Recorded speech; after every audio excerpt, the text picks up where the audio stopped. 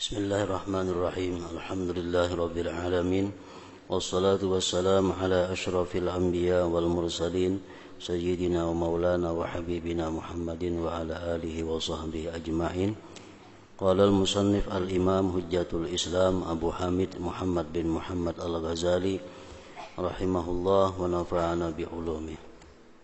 Al-qismu tsani at-ta'at wa hiya murtabitatun bin niyyat bi asli sihhatiha wa bi tadha'ufi fadliha. Amma al-aslu fa huwa ay yanwiya biha ibadatallahi ta'ala la ghair fa inna war-riya sarat ma'siyah. Wa amma tadha'uful fadli fa bi kathratin niyyatil hasanah fa inna ta'atal wahidata yumkinu ay yanwiya biha khairatin katsirah fa yakunu lahu bi kulli niyyatin sawab. Idh kullu wahidatin minha hasanah summa tadha'afa kullu hasanatin ashra amsalha kama warada bihil khabar. Wa mithaluhu al-qu'ud fil masjid fa innahu ta'ah wa yumkinu an yanwiya bihi niyyatin katsirah hatta yasira min fadaili a'malil muttaqin wa yablugha bihi darajatil muqarrabin ila akhir. Makna daripada perkataan Imam Al-Ghazali rahimahullah wa nafa'ana bi ulumih. Yang kedua daripada tiga bagian adalah ketaatan-ketaatan. Yang pertama telah disebutkan bahwa niat tidak berpengaruh terhadap perbuatan maksiat. Bagaimanapun baiknya niat, tetap kada akan bisa merubah kedudukan maksiat itu menjadi taat. Maksiat tetap maksiat.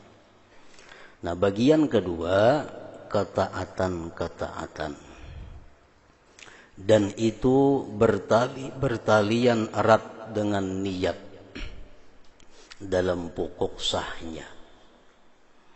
Taat tidak akan sah kalau tidak ada niat. Jadi niat itu bertalian erat dalam pokok sahnya ibadah, sahnya taat, dan dalam berlipat ganda keutamaan. Kita sudah mengetahui bahwa satu perbuatan kebaikan dibalas Allah 10 sampai 700 sampai seterusnya. Nah, berlipat gandanya pahala yang didapat dengan satu kebaikan itu adalah tergantung banyaknya niat yang dimasukkannya dalam satu perbuatan taat itu. Jadi gunanya niat dalam hal taat ada dua. Pertama, niat adalah pokok daripada sahnya taat. Yang kedua, niat yang baik bisa menimbulkan lipat ganda pahala satu perbuatan taat tadi. Adapun pokok maka itu adalah bahwa ia berniat dengan ketaatan tersebut untuk ibadah kepada Allah Ta'ala. Itu pokok, tidak lainnya. Berniat dengan ketaatan tersebut untuk ibadah kepada Allah Ta'ala.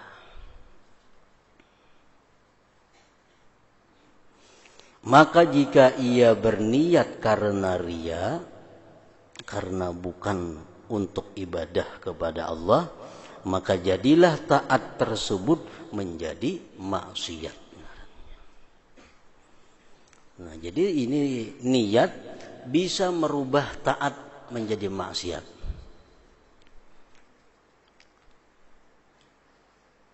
Perbuatan yang mestinya dapat pahala, tapi niatnya salah, bisa menjadi dosa.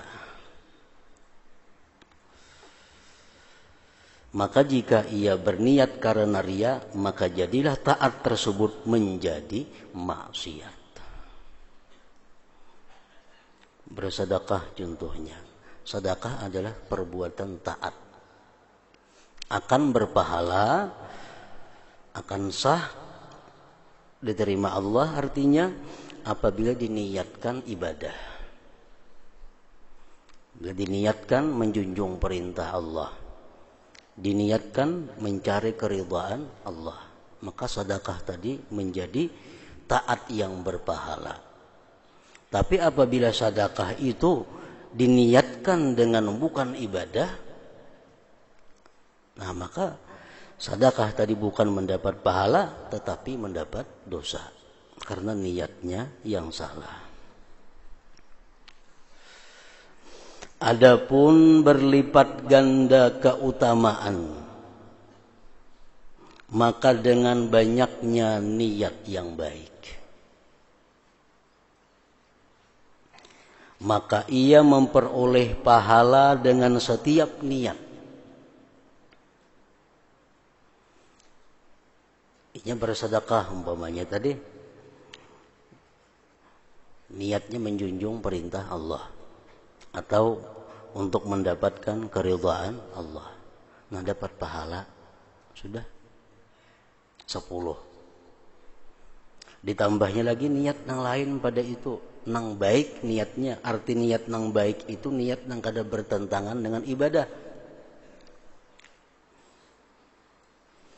Semakin banyak niat-niat yang baik dimasukkan dalam niat yang utama, maka semakin banyak ganjaran yang diterima. Karena setiap niat adalah suatu kebaikan.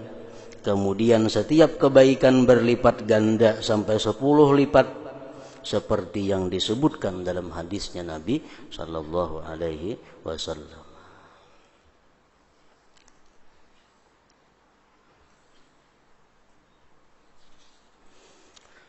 Di dalam beberapa kitab disebutkan cara untuk bersedekah, misalnya kayak apa sedekah itu supaya dapat pahala yang banyak, yang berlipat ganda. Para ulama mengajarkan kepada kita setidak-tidaknya ada 20 niat yang bisa dimasukkan dalam satu sedekah. Kita memberi orang sebungkus nasi harga Rp5.000 umpamanya. Itu bisa dimasukkan di situ 20 niat atau bahkan lebih dari 20 niat. Mereka menjelaskan bahwa sedekah itu niat yang pertama adalah imtitsalu amrillah ta'ala, menjunjung perintah Allah ta'ala. Al-Quran, Al-Hadis banyak menyuruh agar kita bersedekah. Lalu kita bersedekah. Nah, kita menjunjung perintah Allah dan Rasulnya. Yang kedua, bisa diniatkan dengan sedekah itu ibtigha'a mardhatillahi ta'ala. Jadi bersedekah ini tujuanku adalah pertama menjunjung perintah, yang kedua supaya dapat ridha Allah. Karena dalam banyak hadis Allah sangat senang kalau hambanya itu bersedekah. Allah sangat gembira kalau hambanya bersedekah. Nah, jadi kita niatkan dengan sedekah ini memperoleh keridhaan daripada Allah Subhanahu wa taala. Nah, 2 sudah niatnya. Sebuting jadi dapat 10, ini 10, 20 sudah. Yang ketiga, tujuan kita bersedekah itu, niat bersedekah itu izalatul bukhli min qalbi, menghilangkan sifat bakhil dari hati. Sifat bakhil, sifat yang wajib dihilangkan dari hati setiap orang yang beriman. Karena itu sifat yang tercela, sifat yang membinasakan. Nah, jadi dengan sedekah ini kita niatkan juga untuk menghilangkan kikir di dalam hati, menghilangkan bakhil dalam hati. 3 sudah niatnya bersedekah. Yang keempat, kita niatkan dengan sedekah itu idkhalus surur ala qalbi akhihil muslim. Niat bersedekah itu adalah menggembirakan hati saudara kita yang muslim. Amalan yang sangat besar pahalanya adalah menggembirakan orang muslim. Nah, kita bersedekah supaya inya gembira, supaya inya senang.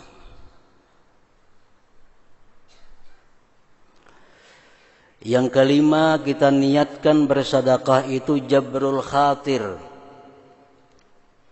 menutupi kekecewaan saudara kita muslim,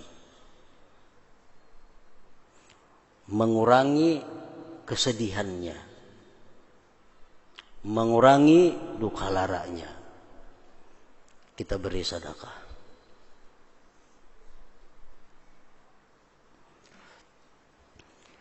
Yang keenam, bisa juga diniatkan dalam bersedekah itu raja doa ilmu tasaddaq anhu, kita mengharapkan doa orang yang menerima sedekah itu. Anjak orang permintaan di kartak-kartak tuh. Kita timbai duit, nah, terima kasih dan selamat, panjang umur, sehat badan, murah rezeki sampai tujuan. Nah, itu doa ngarannya. Doa kepada nang memberi sedekah itu. Bersedekahnya berapa? Paling-paling Rp1.000 ditimbai, doanya saling banyakan. Sabuting aja kabul, labihan susah Rp1.000 itu.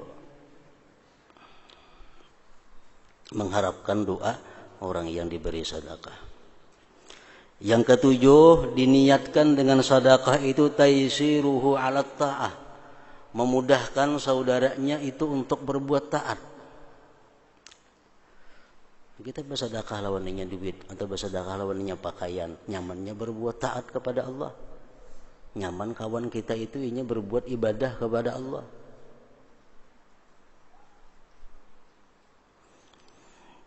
Yang kedelapan, niatnya bersedekah itu raja syafaatihi yaumal qiyamah, mengharapkan syafaatnya pada hari kiamat.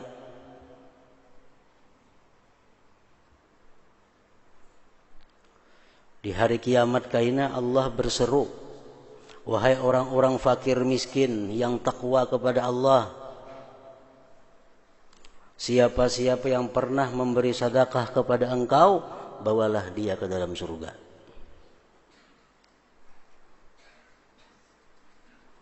Dalam hadis Rasulullah mengatakan bahwa orang fakir miskin yang takwa itu di akhirat mereka ada punya daulah, mereka ada punya kekuasaan. Kekuasaannya apa? Mereka bisa menarik orang yang berbuat baik kepada mereka selama dalam dunia untuk dimasukkan ke dalam surga.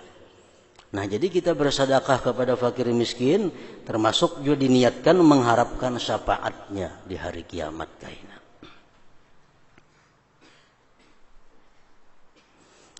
Yang kesembilan, ighrasu hubbihi fi qalbih, menanamkan kecintaannya di dalam hati. Menanamkan kecintaan di dalam hati.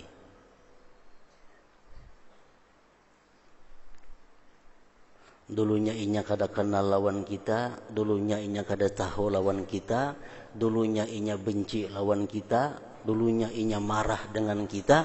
Dengan adanya sedekah yang kita beri ini supaya dia cinta lawan kita. Karena mencintai orang muslim adalah perbuatan ibadah. Benci kepada orang muslim perbuatan maksiat. Nah, dengan sedekah ini kita berharap timbul di hatinya mahabbah kepada kita. Mahabbah, kecintaan kepada kita. Karena mencintai orang yang beriman itu adalah satu ibadah. Yang ke-10, bisa diniatkan dengan sedekah itu syukru ni'matillah, mensyukuri nikmat Allah. Kita dapat Rp10.000 rezeki, kita berikan 2.500, itu bentuk kesyukuran kita kepada Allah atas nikmat rezeki yang diterima.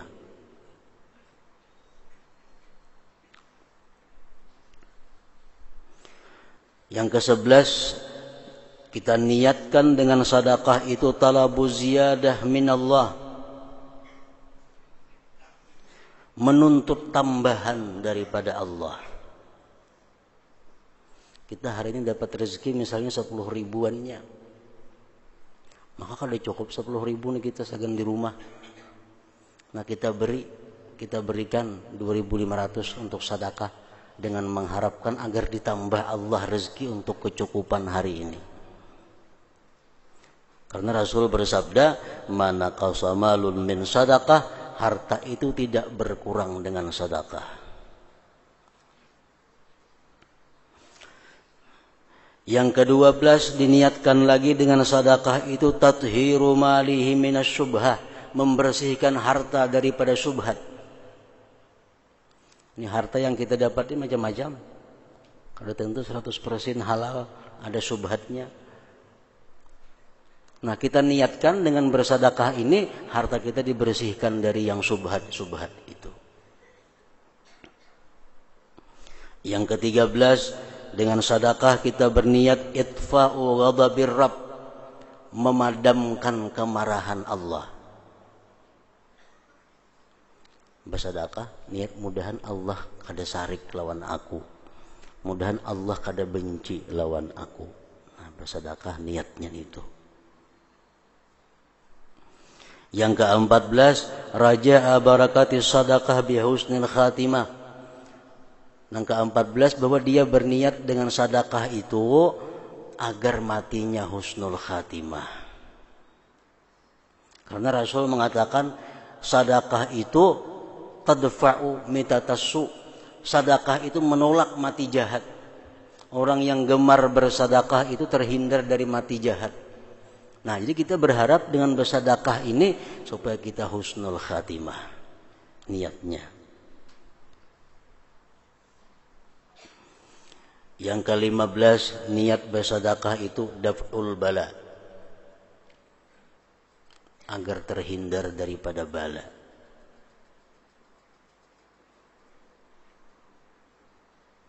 Yang ke-16 niat bersedekah itu hifzul fakir min ghibatihi. Kita menjaga si fakir miskin ini jangan sampai menggibah kita. Ini kena mengkada diberi padahalnya aku pemalar macam-macam nih. Padahalnya aku kikir lah padahalnya. Beri 10.000 niat supaya ini jangan menggibah kita. Karena mun menggibah kita berdosa kena inya. Nah, jadi kita memeliharakan ini daripada dosa. Kita bersedekah niat supaya ini jangan menggibah kita.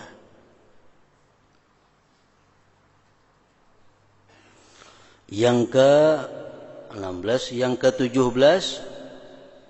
yang ke-17 niatnya lagi bersedekah itu adalah ada'u haqqil fakir. Menunaikan hak orang fakir. Karena setiap harta yang kita miliki itu di situ ada hak orang fakir. Hak melihat, hak mendengar, hak mencium. Kita bisin motor lewat lalang di hadapan orang fakir, kasihannya hendak coba buat di situ ada juga hak. Kita makan yang nyaman-nyaman di situ ada haknya melihat kita makan yang nyaman-nyaman, hak mata. Kita beri sedekah niat menunaikan hak orang fakir. Yang ke-18 izalatu hubbil mal fi qalbi, menghilangkan cinta harta di dalam hati. Dengan bersedekah ini niat supaya cinta harta dalam hatiku ini hilang atau berkurang sekada-kadanya. Yang ke-20, yang ke-19 al-istitar minan nar. Al-istitar minan nar, berlindung dari api neraka. Karena Nabi bersedekahlah kamu walaupun sebelah biji kurma, untuk menghindarkan diri dari api neraka. Dengan sedekah ini aku berniat mudahan terlindung daripada api neraka. Nah, yang ke-20 bersedekah ini adalah tujuannya untuk menyenangkan, menggembirakan Rasulullah sallallahu alaihi wasallam. Nah, itu paling kada 20 itu. Bahkan masih banyak sampai 100 niat lagi ada bersedekah itu. Namun sudah tahu nih tuh kita bahwa bersedekah tadi makin banyak niat, makin banyak pahala, makin banyak niat, makin banyak ganjaran di sisi Allah. Mau kada mau kita setiap kali bersedekah kita tahan dahulu satu mat, kita hadirkan hati kita untuk berniat tadi. Niatakan dalam hati. Nah, para ulama menjelaskan pula bagi mereka-mereka yang kada mengerti dengan niat-niat kebaikan tadi, bagi mereka-mereka yang kada paham dengan niat-niat yang hasanah tadi, mereka dianjurkan untuk berniat nawaitu bihadhihi sadaqah kama nawa ibadullah as-salihun. Aku berniat dengan ini sedekah sebagaimana berniatnya hamba-hamba Allah yang saleh. Mencakup semuaan sudah. Sahaja aku bersedekah dengan niat sebagaimana niat orang-orang yang saleh. Di dalam kitab Manhajus Sawi disebutkan bahwa lebih baik lagi kalau kita bersedekah, sahaja aku bersedekah dengan niat sebagaimana yang diniatkan oleh Al-Imam Al-Faqihul Muqaddam. Nah, mencakup sudah semuaan itu. Mengkalawasan menghadirakan 20 perkara ini nah. Jadi ringkas saja lagi. Cuma sekadang-kadangnya tahu dahulu bahwa itulah yang diniatkan oleh para ulama-ulama dahulu bersedekah. Itu niatnya. Nah, jadi sahnya ibadah, maksudnya diterimanya ibadah itu tergantung kepada niat. Kemudian berlipat gandanya ganjaran ibadah tergantung kepada banyaknya niat-niat yang baik dimasukkan dalam pokok niat tadi. Niat pokok itu kada boleh hilang, menjunjung perintah Allah atau mencari keridhaan Allah. Itu niat pokok. Setiap kali kita beribadah, niat pokoknya adalah menjunjung perintah Allah atau mencari keridhaan Allah. Atau mendapatkan keridhaan. Itu niat pokok. Selanjutnya tambahi lagi niatnya nang apakah? Asal jangan bertentangan dengan ibadah itu. Asal kada bertentangan dengan keridhaan Allah, kada bertentangan dengan perintah Allah.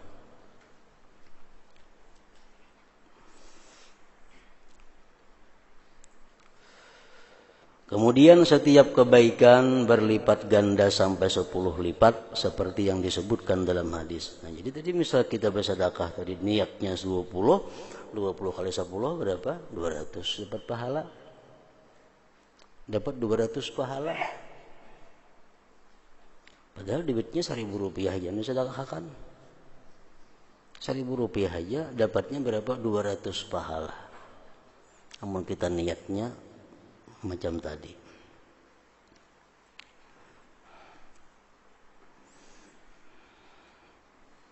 Bisa hendak memberi makan orang, hendak memberi jamuan kepada orang. Nah, esok kena aku hendak nukar nasi bungkus 10 bungkus, hendak memberi jamuan kepada orang, hendak memberi makan orang. Nah, niatakan dulu. Kita hadirkan niat-niat yang baik supaya memberi makan orang itu penuh dengan ganjaran yang berlipat ganda. Contohnya adalah duduk di masjid. Duduk di masjid. Sesungguhnya itu adalah ketaatan. Duduk di dalam masjid itu ketaatan sudah. Kita duduk di masjid sudah ibadah ngarannya. Dan mungkin diniatkan kepada niat yang banyak sehingga ia menjadi termasuk amal orang-orang yang muttaqin dan dengannya mencapai derajat orang-orang yang muqarrabin. Makanya mau kita kada tahu kita ketinggalan lawan orang-orang yang muqarrabin itu. Kita bersedekah yang bertimbe duit berniat aja gen kada salah. Nah, ada orang berniat. Jadi derajat kita di sisi Allah ketinggalan dengan orang-orang yang alim yang mengetahui itu. Kita memberi makannya orang 10 bungkus. Orang yang tahu berilmu 10 bungkus, tapi nilainya kada sama. Kenapa? Karena kita ada tahu aturan-aturan niatnya itu. Nah, kalau kita tahu bukan ini niatnya, kita akan bisa mencapai derajatnya orang-orang yang muqarrabin. Duduk di masjid contohnya.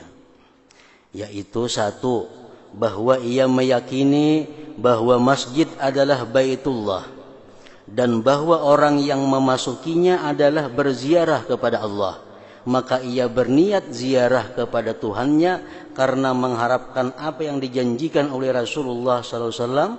Beliau bersabda, "Man qa'ada fil masjid faqad zarallah wa haqqun 'alal mazur ay yukrima zairah." Artinya, barang siapa duduk di masjid maka ia telah mengunjungi Allah Ta'ala, dan mesti atas orang yang dikunjungi, Allah maksudnya, memuliakan orang yang mengunjunginya. Nah, jadi kita ke masjid, duduk, pertama niat kita apa? Ziarah kepada Allah. Bila kita niat ziarah kepada Allah, Allah pasti akan menghormati tamunya. Allah pasti memuliakan tamunya. Mungkin kita kada ada niat ziarah kepada Allah, ya biasa ya ngarannya. Yang kedua, niat kita duduk di masjid, misal 11:30 ke masjid dia duduk. Menghadang hari Jumat 12 sudah ke masjid, duduk bertengah jam. Niat pertama, begitu duduk di masjid tadi, ziarah kepada Allah. Yang kedua, bahwa ia menunggu salat setelah melakukan salat. Di masjid datang tahiyatul masjid, kalau kita tonton tahiyatul masjid, duduk menghadangi sembahyang Jumatnya itu umpamanya. Maka duduk tersebut termasuk jumlah penungguannya dalam salat. Dan demikian itu adalah makna firman Allah Ta'ala, warabitu, artinya dan tetaplah bersiap siaga. Duduk kita sembahyang tahiyatul masjid itu menghadang Jumat. Ujar Nabi kita, man jalasa fil masjid yantaziru shalah fahuwa fis shalah wal malaikat taqulu lahu Allahumma ghfir lahu warhamhu ma lam yuhdits. Orang yang duduk di masjid menunggui sembahyang, menunggui masuk waktu, duduk di masjid, inya itu hukumnya sembahyang. Hukumnya sembahyang. Dan selama inya duduk menunggu sembahyang tadi, malaikat setiap detik itu mendoakan dia, Allahumma ghfir lahu, ampuni ini orang ya Allah, warhamhu, sayangi ini orang ya Allah, selama ia belum berhadas. Mun batal kena wudu, ampi malaikat mendoakan. Jadi kita menunggu sembahyang sejam itu kita setiap detik mendapat doa dari malaikat.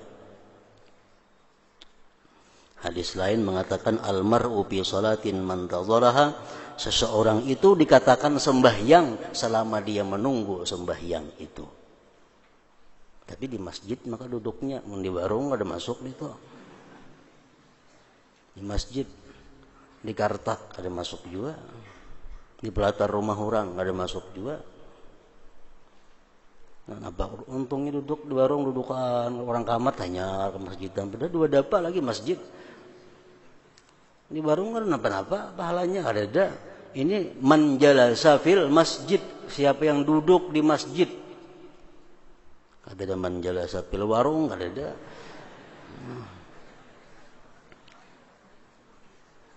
Di masjid mana aja nih tuh, bila ada warung nggak hibak, orang kamat hanya ke masjidan. Jika di masjid duduk ada pahalanya, ada doa dari malaikat macam-macam.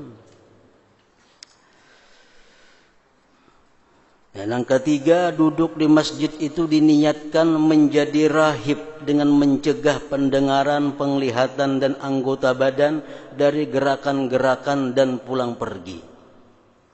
Sesungguhnya i'tikaf adalah pencegahan, dan itu adalah semakna dengan puasa, dan itu adalah salah satu macam kerahiban. Karena itulah Rasulullah SAW bersabda, rahbaniyatu ummati al-qu'ud fil masjid, artinya kependitaan umatku adalah duduk di masjid. Kalau pendeta orang lain Islam bisa kada boleh kawin, kada boleh makan ini, kada boleh makan benyawa, kada boleh makan macam-macam. Kalau kependitaan dalam umat Nabi kita, duduk di masjid itu sudah termasuk kependitaan. Artinya i'tikaf. Nah, niatkan i'tikaf. Dengan i'tikaf itu kita menahan diri daripada keluar masjid artinya. Yang keempat, niat duduk di masjid itu menetapi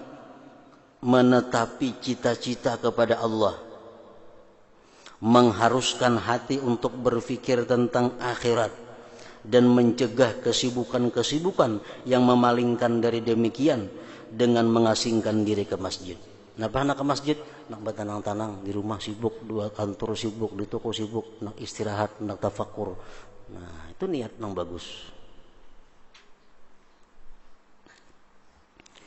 Yang kelima, semata-mata untuk zikir kepada Allah atau mendengarkan zikir kepada Allah dan mengingat-ingat Allah. Duduk di masjid untuk berzikir atau mendengarkan zikir. Seperti yang diriwayatkan dalam hadis, man ghada ilal masjid liyadhkurallaha ta'ala aw yudzakkira bihi kana kal mujahid fi sabilillah. Artinya barang siapa pergi ke masjid untuk zikir kepada Allah Ta'ala atau mengingatkan orang dengan zikir tersebut, maka ia seperti orang yang berperang di jalan Allah Ta'ala. Apalagi baiknya.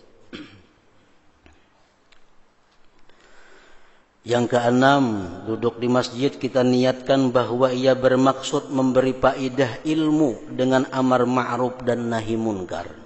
Karena masjid itu tidak sunyi dari orang yang berbuat kejelikan dalam salatnya atau berbuat apa yang tidak diperbolehkan baginya. Lalu ia menyuruh orang tersebut berbuat perbuatan ma'ruf dan menunjukkannya kepada agama. Maka orang itu bersekutu dengannya dalam kebaikan yang diketahui darinya, maka berlipat ganda kebaikannya.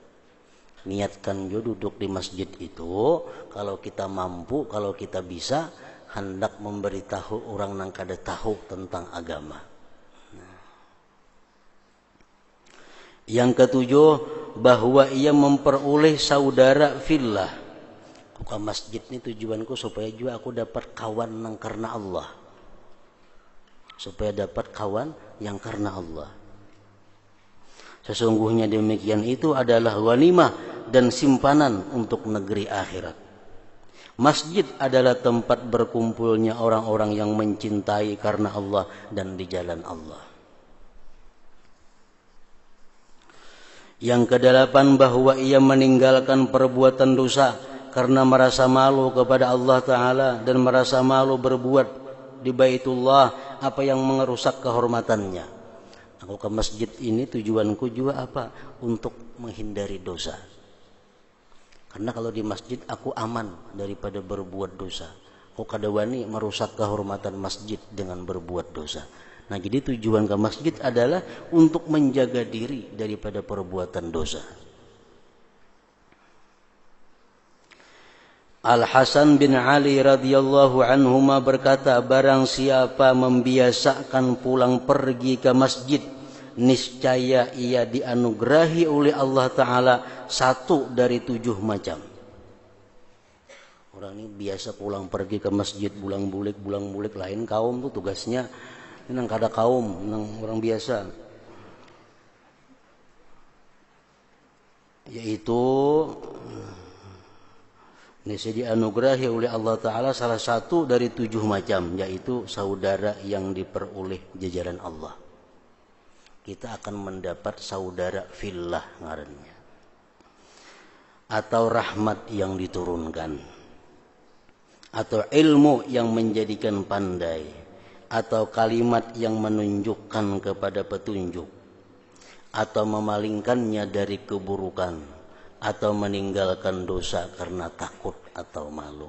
Itu pasti didapat salah 1 itu daripada orang-orang yang selalu pulang pergi ke masjid.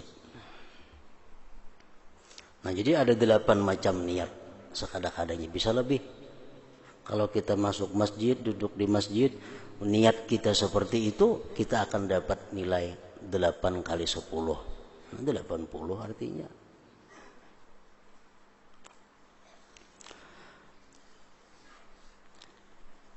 Inilah jalan memperbanyak niat. Cuma nang kada tahu, nang belum bisa, jangan hendak maulah seorang niat itu. Karena ukuran pokoknya itu adalah yang pertama tadi, menjunjung perintah Allah atau ingin mendapatkan keridhaan Allah. Itu pokoknya.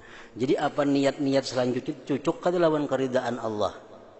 Cocok kada lawan imtisal amrillah, menjunjung perintah Allah. Nah, jadi kalau kada cocok kada kawa diulah niat.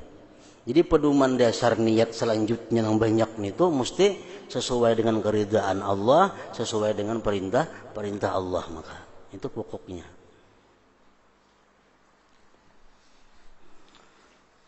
Inilah jalan memperbanyak niat dan kiaskanlah, bandingkanlah dengannya setinggal perbuatan taat dan mubah. Para ulama menjelaskan contoh orang menghadiri majelis ilmu. Orang mulai rumah hendak ke pengajian, itu satu kebaikan, satu perbuatan taat, akan dapat 10. Cuma kalau ditambahnya niat yang baik, bisa sampai dapat ratusan bahkan lebih pahalanya.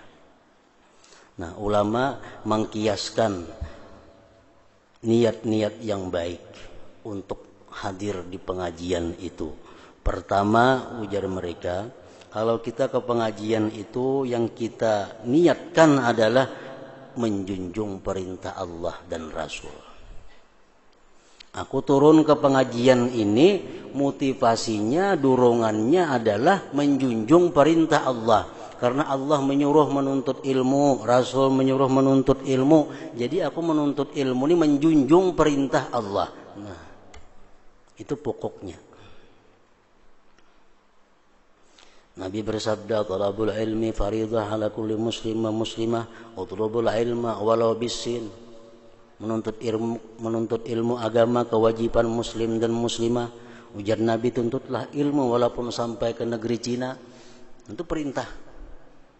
Jadi menuntut ilmu ini tujuan pertama adalah menjunjung perintah Allah dan Rasulnya.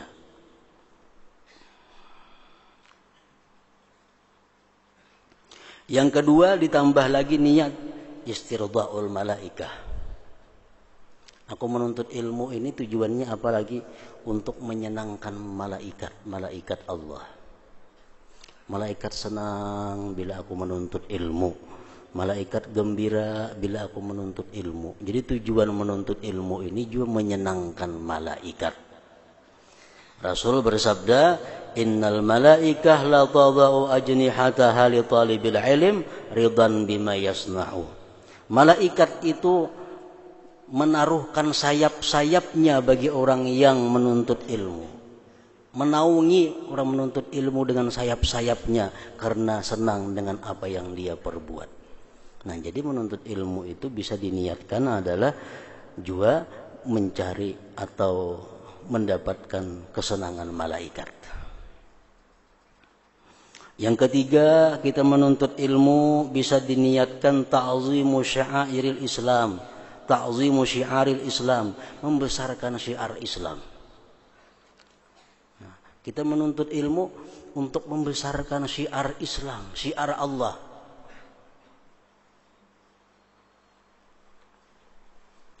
Allah berfirman, "Wa may yu'azzim sya'airallah fa innaha min taqwal qulub." Siapa yang membesarkan syiar Allah itu termasuk ketakwaan hati seseorang. Nah, jadi tujuan kita menuntut ilmu juga adalah menghidupkan syiar Islam. Yang keempat, kita menuntut ilmu ini apa tujuannya lagi? Asyukru ala ni'mati sihhati wal farag. Kita bersyukur dapat nikmat sihat dan kelapangan, wal hidayah dan hidayah dari Allah. Kita bersyukur dapat nikmat sihat, yang kedua dapat nikmat lagi apa lapang, yang ketiga dapat nikmat hidayah.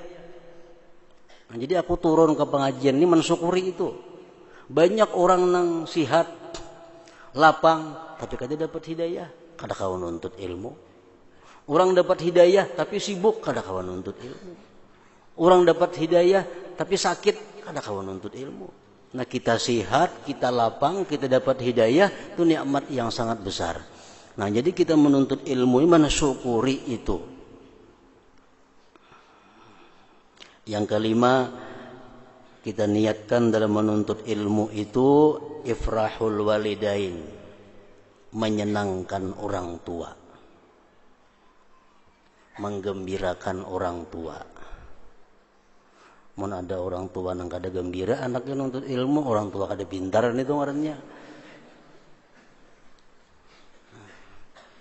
Nah, ifrahul walidain, kita niatkan menyenangkan hati orang tua, terutama yang sudah wafat. Rasulullah bersabda, "Innar rajul la yasurru bi salahi waladih fi qabri."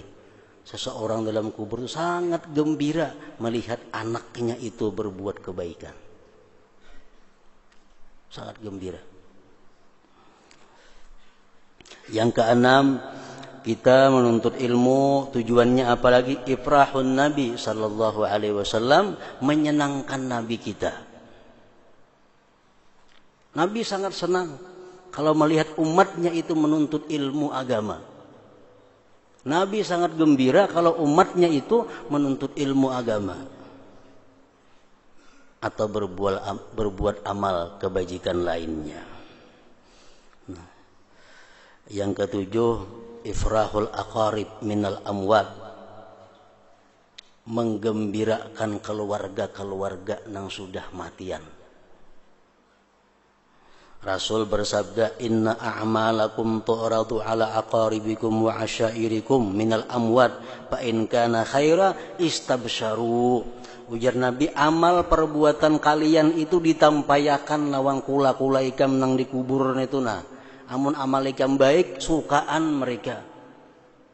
Sepupu kita, marina kita, kamanakan kita dalam kubur, kalau melihat amal kita ini baik, gembira mereka. Nah, jadi kita menuntut ilmu tujuannya salah satunya adalah menyenangkan keluarga-keluarga yang sudah wafat. Yang kedelapan, orang menuntut ilmu tujuannya talabur rahmah wal maghfirah, menuntut ampunan dari Allah, menuntut rahmah dari Allah. Kenapa turun ke pengajian? Tujuannya supaya hapus dosa-dosa. Kenapa turun ke pengajian? Supaya hilang dosa-dosa, diampuni Allah. Karena Sayyidina Umar pernah berkata, "Innar rajul la yakhruju min manzilihi wa alaihi minadz dzunub mislu jibali tihamah, fa idza sami'a al-'alima khaba wastarja'a an dzunubi wa ansarafa ila manzilihi wa ma alaihi dzunub." Seseorang itu keluar dari rumahnya, berangkat dari rumahnya penuh dengan dosa-dosa seperti gunung-gunung yang ada di Tihamah. Manakala dia mendengar orang ceramah, mendengar si alim menyampaikan hadis-hadis Nabi tentang dosa, tentang macam-macam, dia sedih. Dia sedih. Begitu dia pulang sampai ke rumah, tidak ada lagi atasnya dosa sedikit juga pun. Nah, itu orang yang hadir di majelis ilmu. Yang kesembilan, tujuan ke majelis ilmu adalah al-khuruj fi sabilillah, berangkat sabilillah. Orang yang menuntut ilmu, andai kata dia mati, mati syahid. Matinya mati syahid. Karena orang yang berangkat menuntut ilmu itu sama dengan berangkat fi sabilillah. Jadi tujuanku menuntut ilmu ini adalah berangkat di jalan Allah. Man kharaja fi talabil ilm bahwa fi sabilillah hatta yarji'a. Ujar Nabi kita, siapa yang berangkat ke majelis ilmu, dia itu ngarannya berangkat di jalan Allah fi sabilillah sampai dia kembali. Nah, yang ke-10, tujuan kita ke majelis ilmu itu apa? Istima'u kalamillah wa kalami rasulih sallallahu alaihi wasallam wal auliya wal ulama. Tujuan kita adalah untuk mendengarkan firman Allah, mendengarkan hadis-hadis Rasulullah, mendengarkan perkataan para aulia dan ulama-ulama. Nah, 10 niat dalam sekali berangkat menuntut ilmu.